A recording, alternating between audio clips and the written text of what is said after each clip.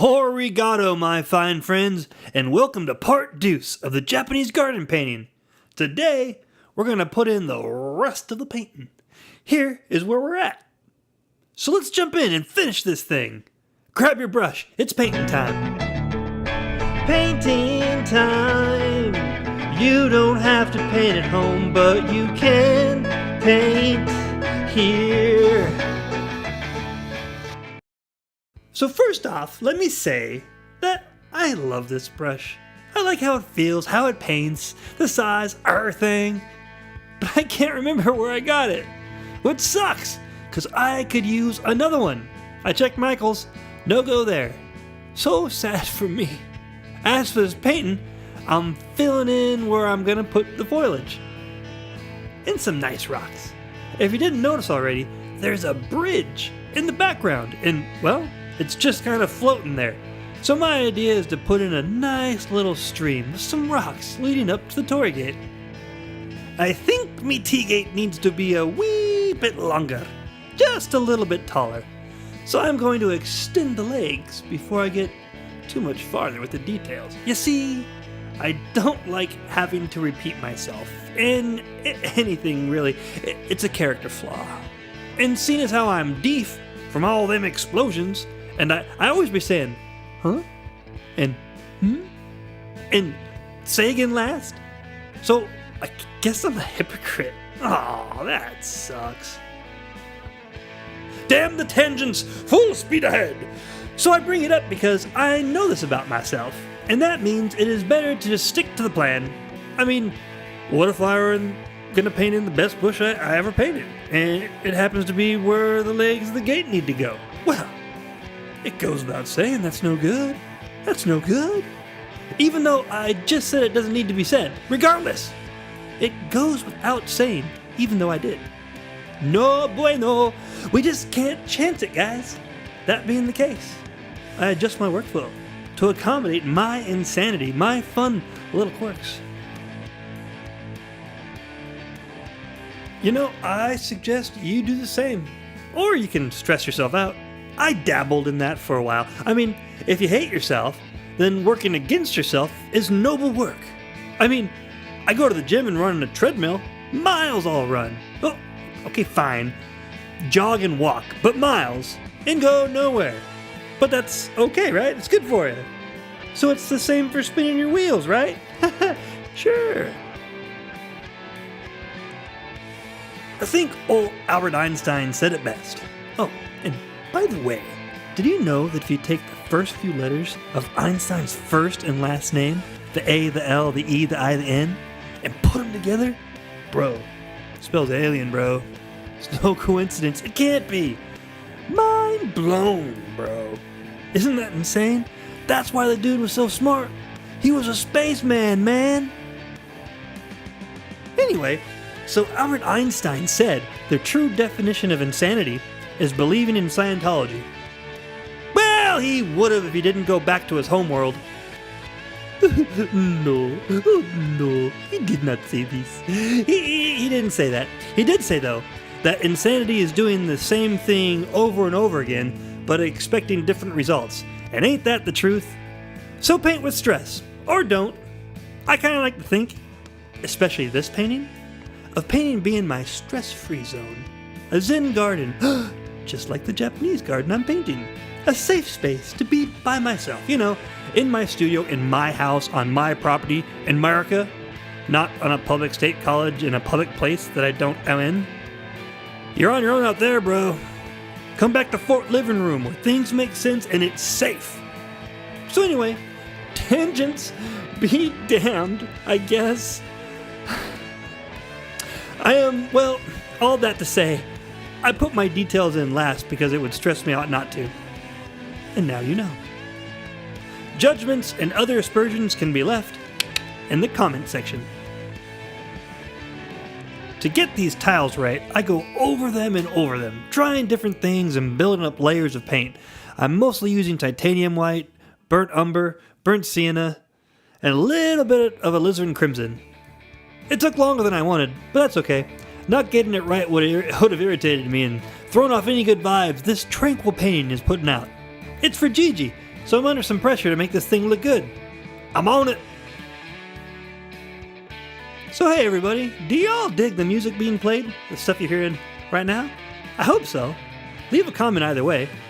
We take requests. Oh, and by we I mean me, because I write, arrange, and play all the instruments on these sick cuts.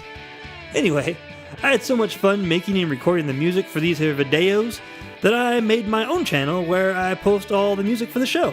Check it out, would ya? Studio 214 Music. A link is in the description. So I'm gonna shut up for a second and put on my latest track. It's modern rock in E minor.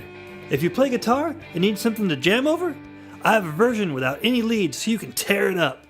If you can't find inspiration, I also post videos called My Take so you can hear what I came up with. Copy it, make up your own, use the music for your projects. Just give me some loves. Here we go.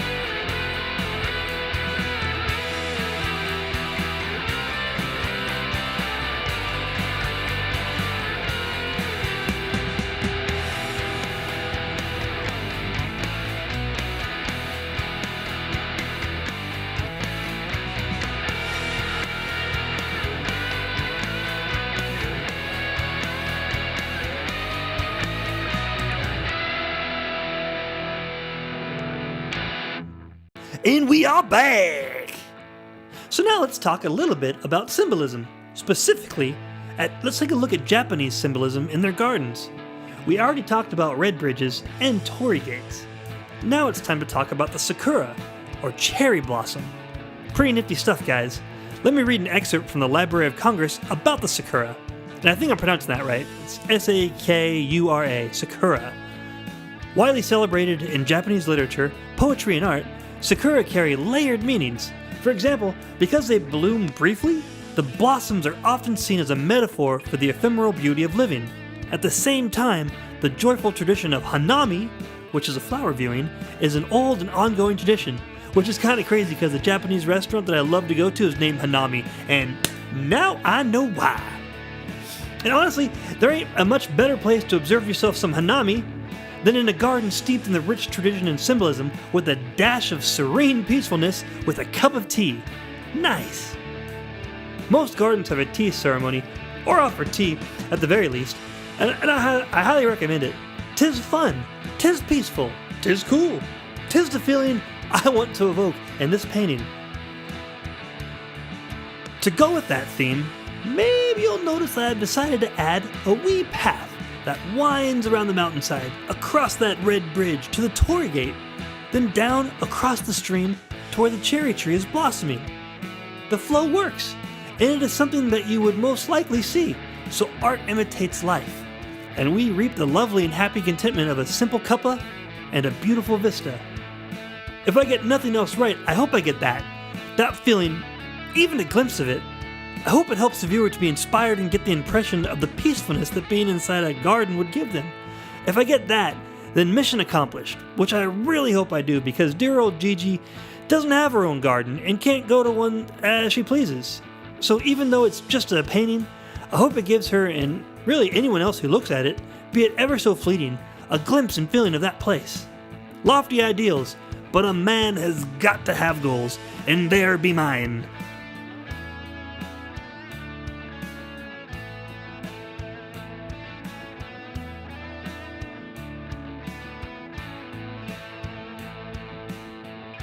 So now I'm putting on the finishing details.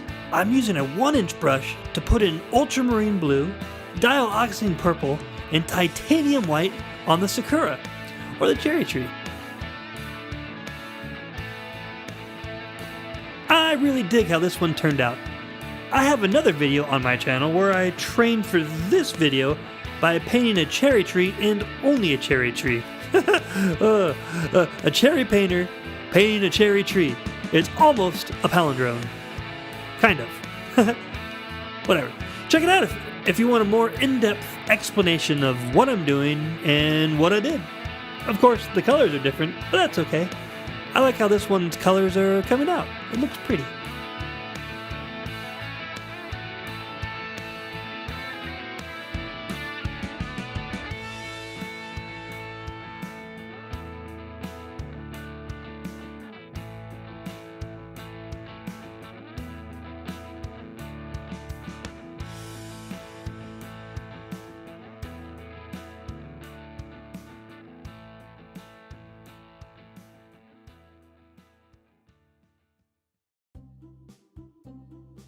Now I'm using the fan brush to reinforce the green in the surrounding bushes.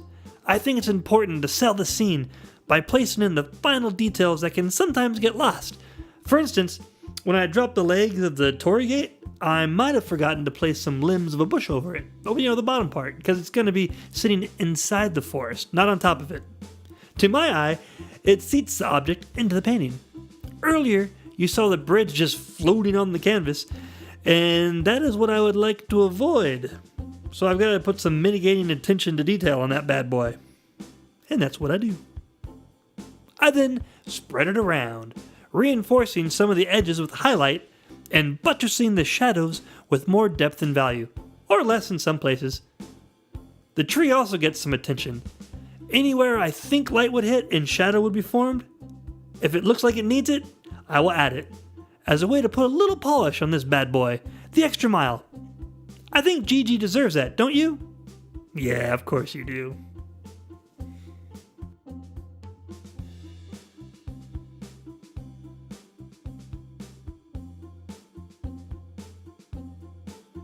Never be afraid to use your finger to smudge and soften a line.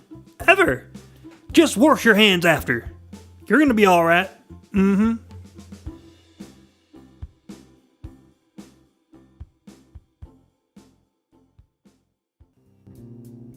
Well, team, I think that is enough. I think we got it. What do y'all think? Will Gigi love it? Do you? Let me know in the comments. In the meantime, I encourage you to not just draw or paint or photograph or even observe things that are cool, but get to know why they're there and why they're cool.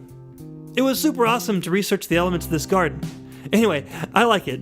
Hopefully Gigi and hopefully y'all will too.